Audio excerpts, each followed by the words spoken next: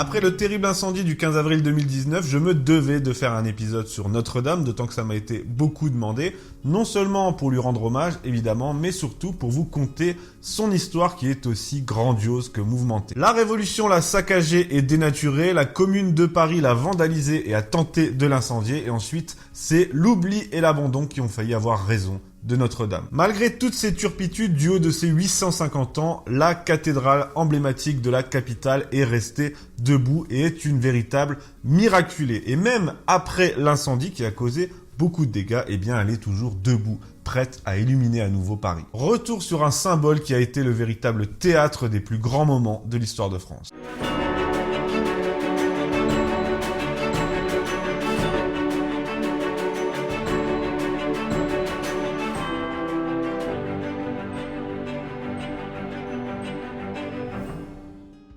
L'histoire de Notre-Dame commence au XIIe siècle lorsque l'évêque Maurice de Sully décide de remplacer la cathédrale Saint-Étienne, qui était déjà imposante, par un édifice plus digne de Paris. Si je dis plus digne, c'est parce qu'à cette époque, la ville de Paris est en pleine expansion démographique, mais aussi économique, et qu'elle est devenue petit à petit la capitale politique des rois capétiens. La date traditionnellement retenue pour le début de la construction, c'est 1163, même si rien n'est sûr. Et puis aussi, selon la tradition toujours, la première pierre de Notre-Dame a été posée par le pape Alexandre III en présence du roi de France Louis VII. La future cathédrale est construite dans un style néo-gothique et c'est tout un peuple qui se mobilise pour participer à sa construction qui est réalisée d'ailleurs par toutes les corporations d'artisans de l'époque. Selon les vœux de Maurice de Sully, elle est consacrée à la Sainte Vierge, d'où le nom, et c'est pourquoi aussi on retrouve pas moins de 37 représentations de Marie dans la cathédrale. La durée de la construction fait débat également, il y en a qui nous parlent d'1 siècle, il y en a qui nous parlent de 2 siècles, et ceux qui choisissent la première option d'ailleurs,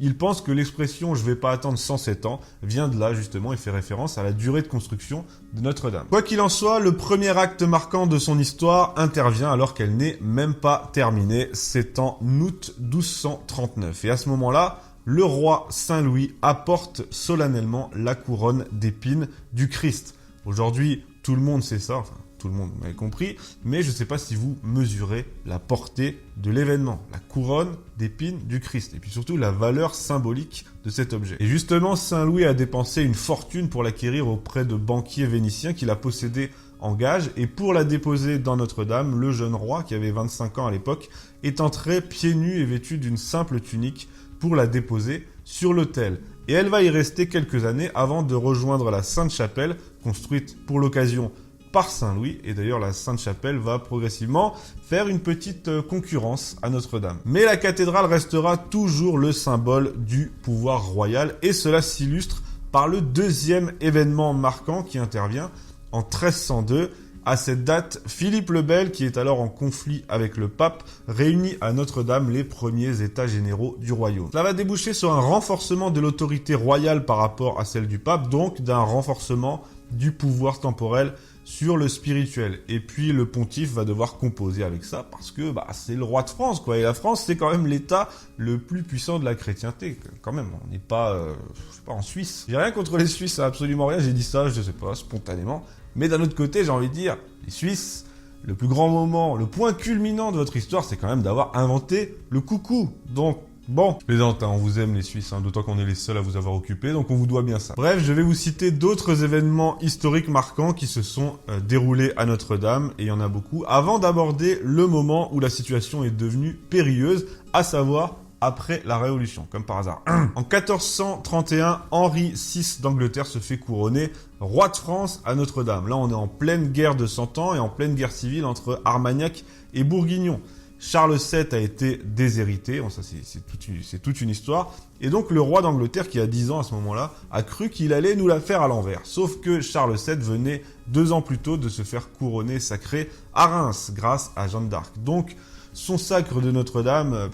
ça va pas marcher, quoi. D'ailleurs, en 1459, c'est à Notre-Dame que le procès de réhabilitation de Jeanne d'Arc va s'ouvrir. Donc voilà, ça rattrape un peu cette période, quoi. Il y a eu aussi pas mal de mariages royaux et princiers. Je vais évidemment pas tous les citer, mais ça montre encore une fois que Notre-Dame a toujours été liée au pouvoir, et pas que royal, justement. Je peux encore citer la conversion d'Henri IV ou encore de Turenne, mais il y aurait tant de choses à dire, la liste est longue. C'est vous dire à quel point La cathédrale est intimement liée à l'histoire de France, pour l'instant glorieuse. Car à partir de la Révolution, les choses se compliquent, forcément.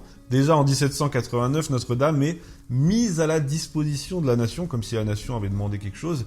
Et c'est pourquoi, aujourd'hui encore, l'État est propriétaire de l'édifice. Bon, vous me direz, ça, on s'en fout, concrètement, c'est que des lois. Mais qui dit révolution dit aussi révolutionnaire, et c'est bien là le problème, puisqu'on a immédiatement affaire à des mecs qui sont quand même pas très futés, quoi. Ainsi suivent, pendant la période révolutionnaire, de nombreux actes de vandalisme sur l'édifice. Déjà, les statues de la Galerie des Rois sont toutes décapitées, puisque les mecs croyaient qu'il s'agissait des rois de France, alors qu'en réalité, il s'agit des rois ayant précédé la naissance du Christ. Je vous ai dit qu'ils étaient pas très futés. Pareil pour les grandes statues des portails qui sont toutes détruites, sauf une. Ça, c'est pour les actes de vandalisme, il y en a eu d'autres, sur les vitraux notamment.